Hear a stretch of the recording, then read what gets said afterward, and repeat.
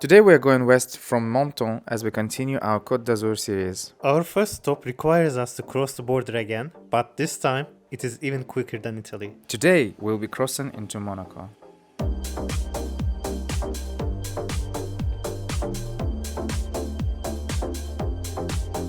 When you arrive to Monaco, the first thing that hits you the most is the tourists. This place is full of them.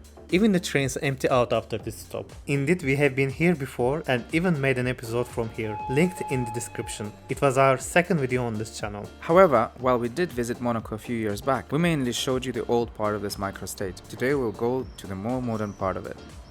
So after a bit of drama, we finally arrived in Monte Carlo. So we are trying to find a store to get some drinks because it's very hot at the moment, and then we will be going to a plage. Here's the thing about Monaco. It's built for the rich and famous. Indeed, you can come and walk around, what we're pretty much doing right now, but people mainly come here for shopping, casino, luxury hotels and restaurants and bars. So we are trying to get to the beach. We thought we would walk along the port, but the problem is there is no shade whatsoever. We found something next to a building where we can run away from the sun, and now we're gonna put some SPF, obviously, for obvious reasons, because it's really hot. Reminds us of Dubai. It's pretty much the same. You want to have shade, you go to the restaurant. You don't have shade, you burn. Anyway, we're not gonna be staying here anyway. We came here just to have a look quickly. I wanted to see and show Sinan their beach because last time he didn't check their beach out. And then we're gonna go to a neighboring town that's going to be much more relaxing, and it's just stressful here. Tell us in the comments if you like Monaco. I would love to have her job. I mean, she's just sitting there in the middle of the sea. She's overlooking whoever comes to play in the waters. It's excellent. She's literally just sitting there in the sea on this beautiful day. These are the things that people don't show you about Monaco, is because there is so much of construction and the buildings are on top of one another.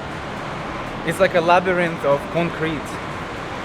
You literally need to find the way out. Like, we're trying to figure out where to go and how to get there. It's bizarre.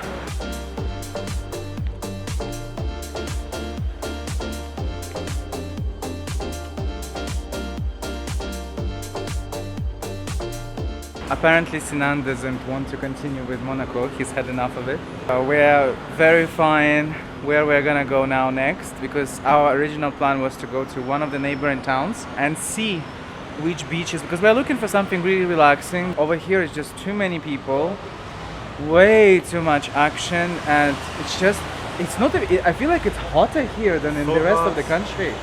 Maybe it's because of all the concrete that's everywhere. Yeah. It's so hot in Monaco. It's crazy how hot it is here.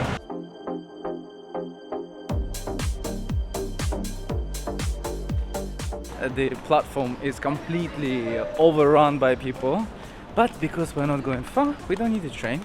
We can actually take a bus that is right next door. So we're clever. Hopefully it will work. Hopefully the plan will work. Sinan is very excited, apparently. You know what he was just doing now? We're walking out of the station and he was telling everybody, in different languages, in French and in English, oh, there's no train anymore. There are no trains. Lies. There are trains, but they're all delayed. 25 minutes delay. And definitely we would not be able to get this one because there are so many people. It's crazy.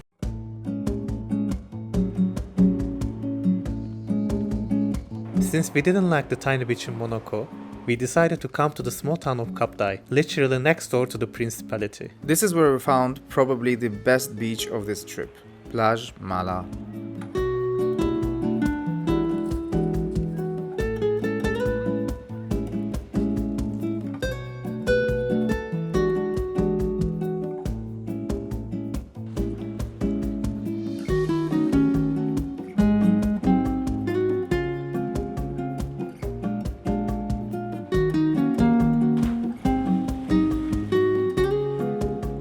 Sinan, of course, was commenting, and he was like, oh, it's so dangerous, it's so bad. Anyway, we're walking around the cap itself. Places like this make me really appreciate everything in life even more. It is so gorgeous here. My hair looks like absolute garbage, but you know what? We just spent a really nice afternoon on the beach with the most beautiful nature and architecture around us. And I personally think that Côte d'Azur is literally the best place in France. For me, this is my favorite place. I've always said that, and I'll repeat again.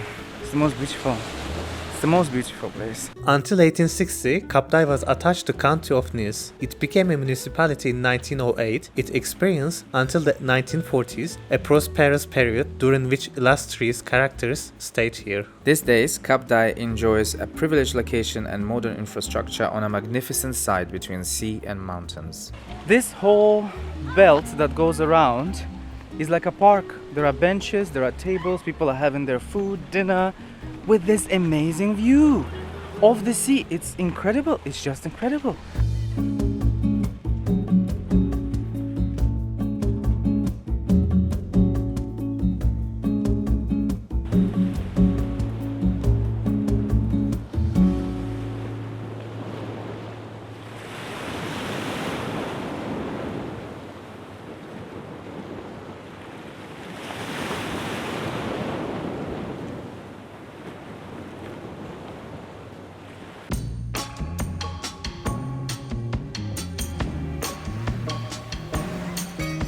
The next day we went to Cannes, and while it is the famous La Croisette that people usually stay at, we thought going to the older part of Cannes would be interesting and more of our taste. After soaking up the sun, with SPF of course, on the massive Plage du Midi, we explored the hill that overlooks the entire waterfront of this beautiful city.